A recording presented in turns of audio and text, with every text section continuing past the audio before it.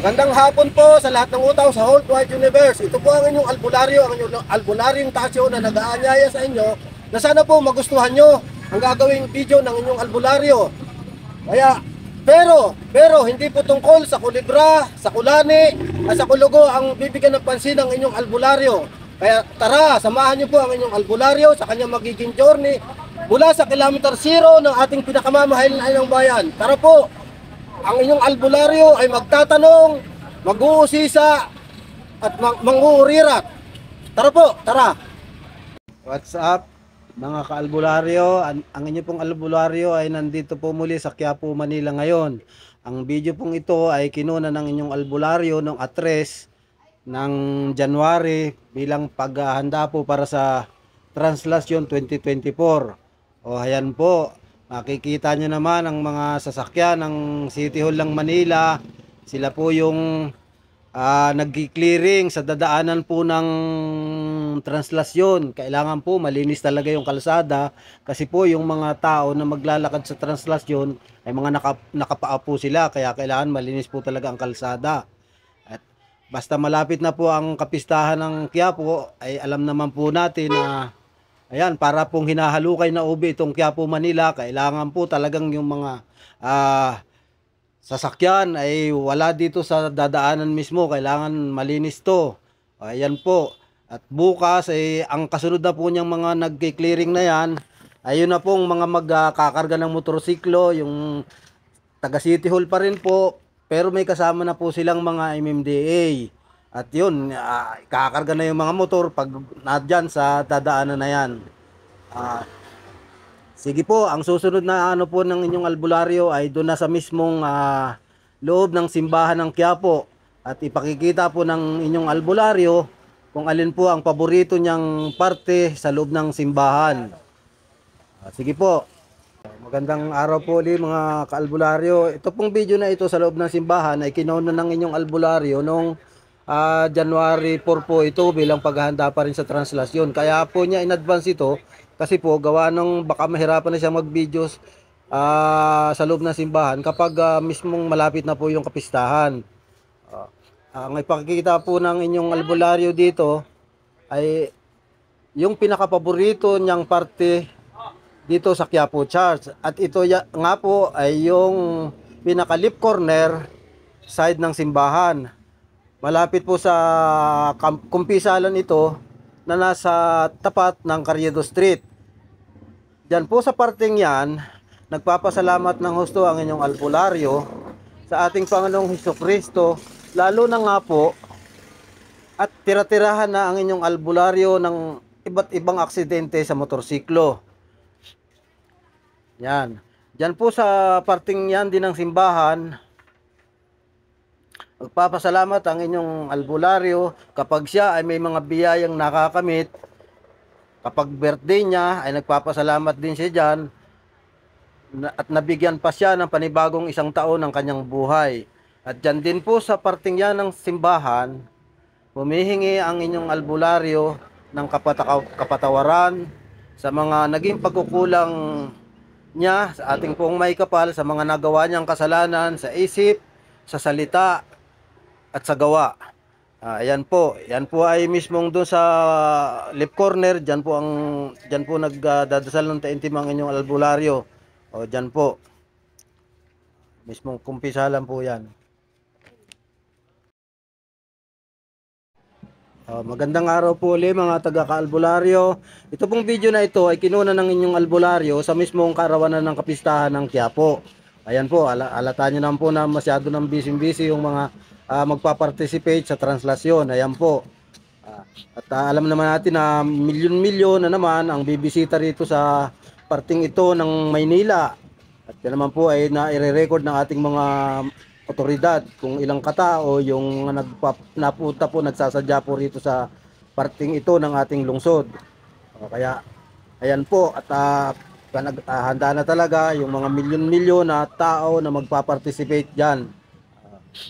Ay ito po ang talagang gustong-gusto ko na matagal na pong itanong. Pasensya na po kayo sa magiging katanungan ko na naman na ito.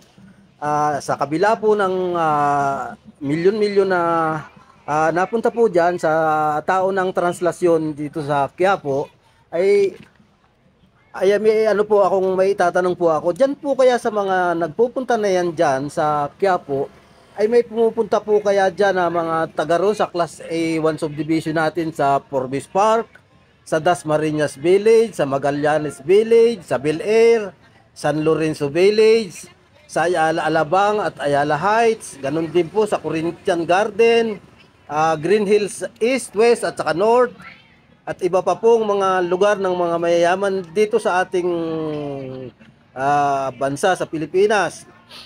Kung mayroon man po na nagpupunta diyan na mga taga Class A1 subdivision dito sa ating bansa, ay ano po kaya halimbawa ang magiging mga kahilingan pa nila sa ating pong Nazareno para maging kahilingan pa nila. Yun po kaya ay ang madagdagan pang lalo ang kanilang kayamanan, dumami pa ng gusto ang kanilang pera para malampasan nila ang yaman ni na Elon Musk, ni na Jeff Bezos, Bill Gates, Mark Zuckerberg, at iba pang mga multi-billionaire sa mundo. Ay, ano lang po ako, medyo pabiro lang po itong tanong na ito kasi hindi po talaga maalis sa isip ko kung sa mga mayayaman po natin dito sa Pilipinas ay may nagpupunta pa po ba dyan sa translasyon na yan. Sige po. Magandang araw po ulit mga kalbularyo. Sa pagkakataon pong ito ay malapit na yung andas na siyang pinakang rurok ng event na ito sa translasyon. Ang inyong albularyo po ay kumukuha dito sa second floor nitong pinapupwestuhan namin na ito kasi kaya po dito ko pinili na pumwesto ng pagbibideo ay pagdating po nung andas ay, sigurado ko po na siksikan na ng husto ang mga tao at baka po magkaipitan na at hindi na rin ako makakuha ng magandang kuha ko ng video. Ayan po, mahalata po naman natin na malapit na talaga yung andas ng poong Nazareno dahil yan, kita nyo naman po yung mga tao ay nakaakit na sa mga puno, sa bakod. O ayan po, at mga wala na siguro mga 50 meters yung andas na yan dito sa kinilalagyan ng inyong albularyo. O ayan po, matatanaw na natin. Diyan na po, siksikan na po yung mga tao. Ayan po. Palapit na po talaga dito sa aming tapat. Kaya ayan po at magsisigawan na yung mga tao na nandyan mismo sa kalapit ng andas. Talagang siksikan na po ng husto yung mga tao dyan. Kanina pa pong umaga na andyan, mga uhaw na po sila, gutom. Saka napapansin ko po kanina ay meron pong mga tinatakbo yung mga ambulansya. Ayun po yung mga kalimitan sigurong nahihimatay sa tugaygay dyan sa andas ng ating mahal na poong Nazareno. O ayan po, mapapansin nyo sa aking video na kalimitan po sa mga tao na naglalakad na yan ay mga wala pong sapin sa paa. O ayan po, wala silang para maano daw nila yung ng kalsada. Kaya naman pong kalsada na yan ay nilinis na ng husto ng City Government ng Manila. Sinigurado na walang matatalim na bagay na maaapakan yung nagpa-participate dyan sa ating tao ng translasyon. Ayan po. Dito po sa second floor na ito na kilalalagyan ng inyong albularyo ay marami po kaming kumukuha dito. Kasi nga po, takot din sila na baka pagdating na nung andas sa tapat ng nitong building na aming kinilalagyan, ay baka po magkaipit-ipit na kami at hindi na kami makakuha ng maayos na video. Ayan po, hahintayin na lang natin na mismong tumapat dito sa ating kinalalagyan yung andas. Malapit na po yan. Siguro baka wala na pong 3 o 5 minuto. Malapit na po yan dito sa aming tapat. Kaya dyan po sa na yan ay natidinig na namin dito yung mga sigawan nung mismong nandun po nakapalibot sa andas. Nagsisigawan po sila ron. Ayan po, natin na malapit na talaga. Hintay-hintay na lang po tayo na mismong dumating dito sa amin tapat. O, ayan po, malapit na. Mapapansin niyo po pag yan ay talagang malapit na dito sa amin, sobrang pagsisiksikan ng mga tao ay nandyan na po talaga. Yan na po nangyayari pati yung iba nawawala ng malay dahil sa sobrang init po ng kalagayan ng sitwasyon. Tsaka medyo may araw din po kasi yung oras na ito. Mga ano yata ito, mga bandang alas 3 ng hapon. Hindi po ako nagkakamali. Ayan, lapit na po talaga yung mismong andas dito sa aming kinalalagyan.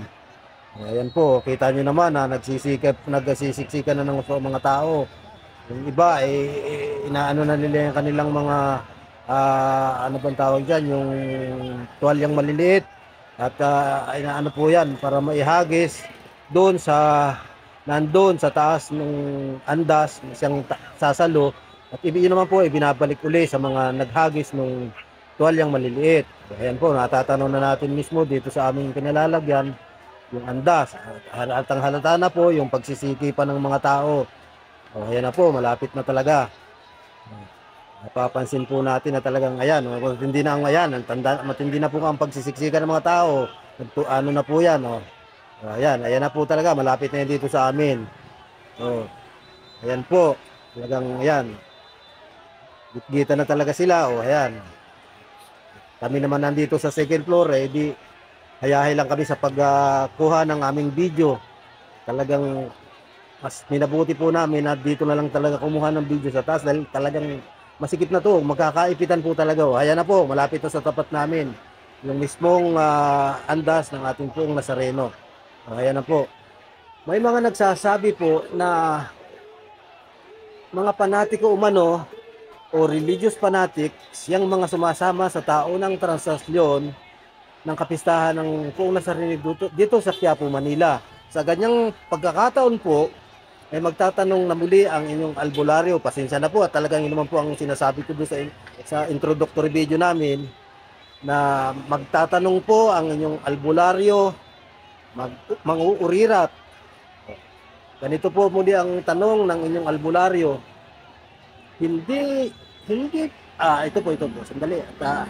Hindi po ba kaya pwedeng magrespetuhan na lang ng kanya-kanyang paniniwalang pangrelihiyon ang mga tao at nang sa ganon ay mabawas-bawasan kahit paano ang mga kaguluhang nangyayari sa mundo. Dahil aminin man po natin at sa hindi na ang kalimitang dahilan kung hindi man lahat ng mga kaguluhan sa mundo ay may mga nakatago po yon, yung tinatawag nga po natin sa wikang Ingles na religious underpinnings. Simula pa po nung panahon nung krusada o yung tinatawag po natin sa English na crusade sa ating world history hanggang sa kasalukuyang nangyayari ngayon doon sa Gaza at sa Palestine in general. Kaya nga po, ito po ang pinakamahalagang tanong ng inyong albularyo ngayon. Hindi po ba pwede na magrespetuhan na lang ng kanya-kanyang paniniwalang pangrelihiyon ang mga tao para makaiwas po sa mga kaguluhan ang mga tao sa mundo? Sige po. Ayan na po, yung andas ay lumampas na po dito sa aming kinalalagyan. No? Nakita nyo naman po na may mga umaakyat, may mga naghahagis ng maliit na tuwalya. Ayan po. At malapit na po ding matapos ang aking video sa translasyon 2024 na ito. Kaya sana po magustuhan nyo ang aking ginawang video at saka yung mga naging katanungan ko. Ayan po. At ito pong video na to ay lalagyan ni Jessica ng imbitasyon na sana po ay mag-subscribe kayo sa channel ng inyong albularyo, ang ATTV o Albularyong Tasyo TV. O sige po, maraming salamat pong muli sa inyong pagtangkilik.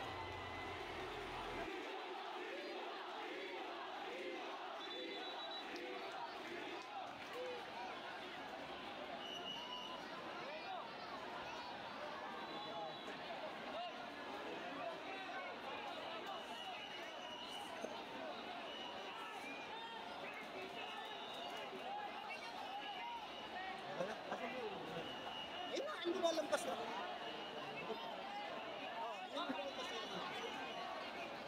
Sinis lang oh.